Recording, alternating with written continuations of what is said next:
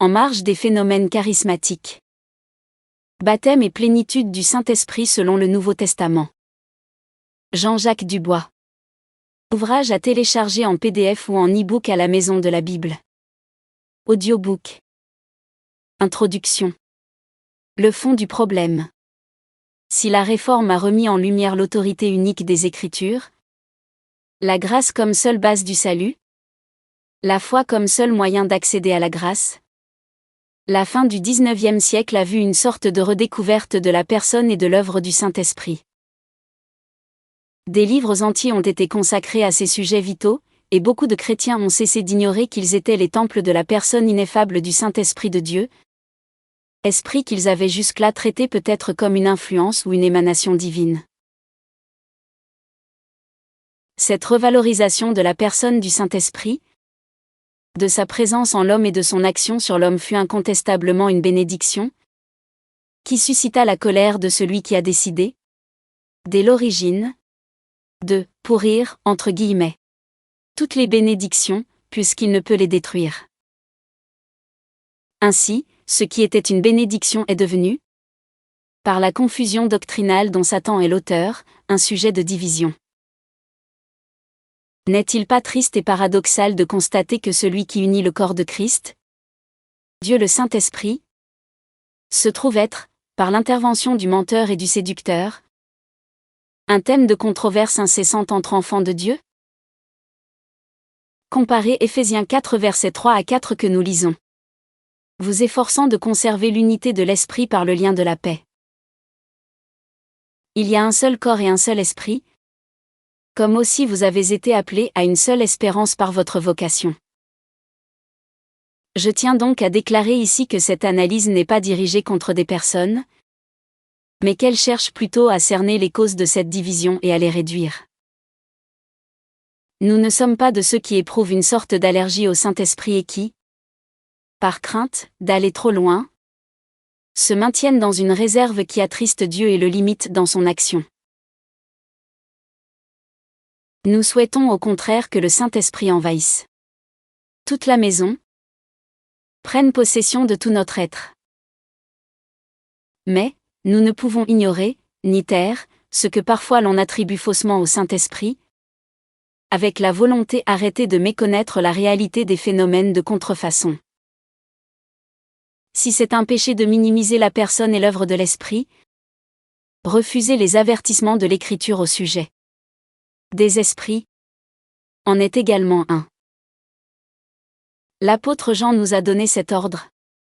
Bien-aimés, n'ajoutez pas foi à tout esprit, mais éprouvez les esprits, pour savoir s'ils sont de Dieu, car plusieurs faux prophètes sont venus dans le monde. 1 Jean 4 verset 1.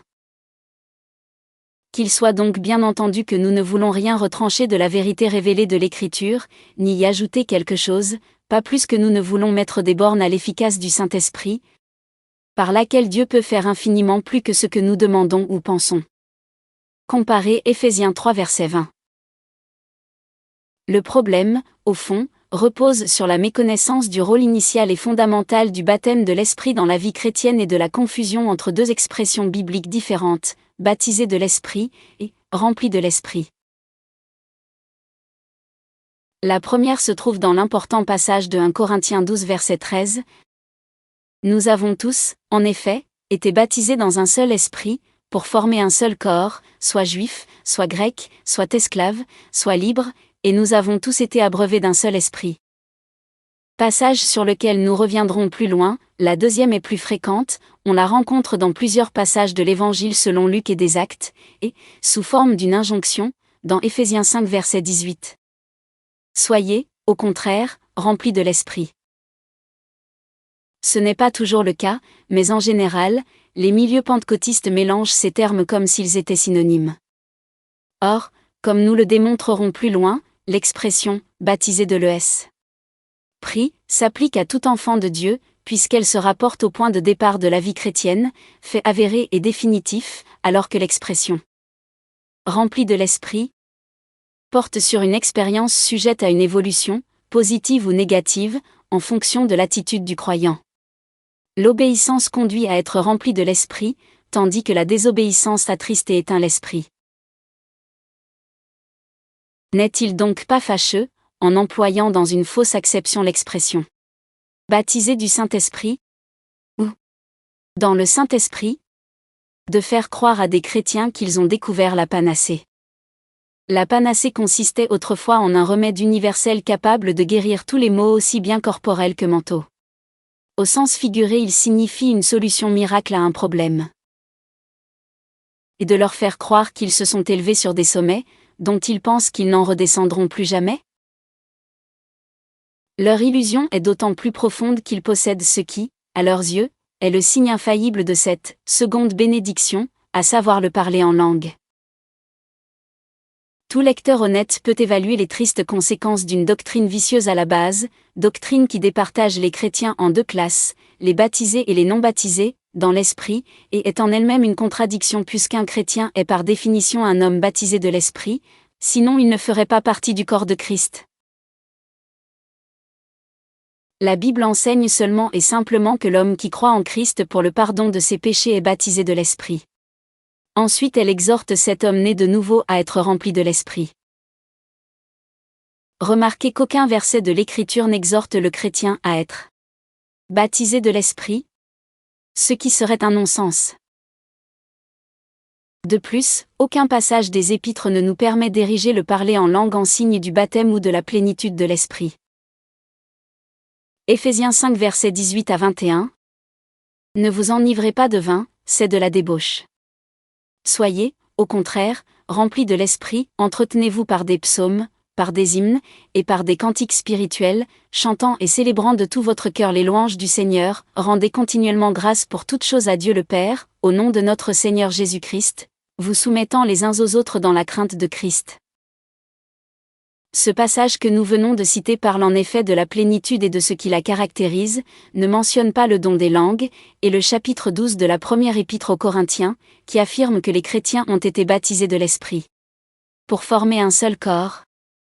Verset 13 introduit, dans son avant-dernier verset, cette question significative, tous parlent-ils en langue? Verset 30 par sa forme même, cette question appelle une réponse négative.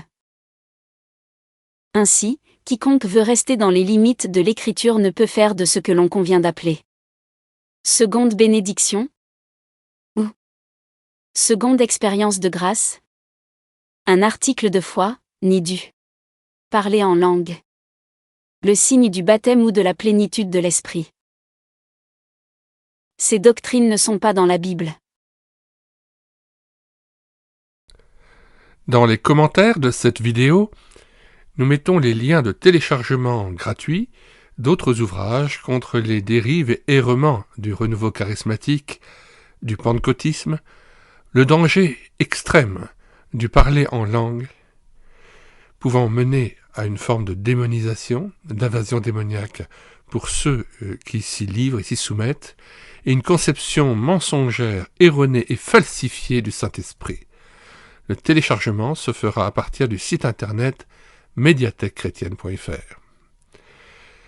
Quant à l'ouvrage de Jean-Jacques Dubois, En marge des phénomènes charismatiques, baptême et plénitude du Saint-Esprit selon le Nouveau Testament, nous rappelons encore une fois que nous avons mis dans les commentaires de cette vidéo le lien en vue de l'acheter intégralement à la Maison de la Bible en téléchargement en PDF ou en EPUB. Nous vous disons au revoir et à bientôt en vue de nouvelles capsules vidéo et audio concernant cet ouvrage de Jean-Jacques Dubois et la prise en charge en audiobook donc de la suite de son ouvrage.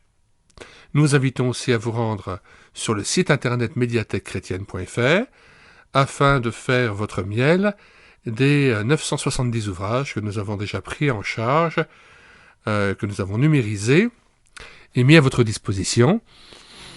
Il s'agit pour la plupart d'ouvrages épuisés et non réédités de la littérature chrétienne que nous avons voulu remettre à la disposition de tout un chacun. Voilà, nous vous disons au revoir et à bientôt. N'hésitez pas à vous abonner à cette chaîne YouTube, à l'écouter sa parole et à faire connaître le site internet médiathèquechrétienne.fr, site destiné donc à la numérisation, à la réédition numérique des ouvrages chrétiens épuisés et non réédités. Que le Seigneur Jésus-Christ nous bénisse toujours plus par une révélation plus approfondie, plus intime, plus personnelle de la personne du Saint-Esprit et de la personne de son Père. Que le Christ nous amène à vivre dans son repos et à pratiquer les œuvres préparées d'avance par son Père depuis la fondation du monde, afin que nous soyons remplis de sa plénitude et que nous accomplissions la volonté du Père pour la gloire du Père. Amen.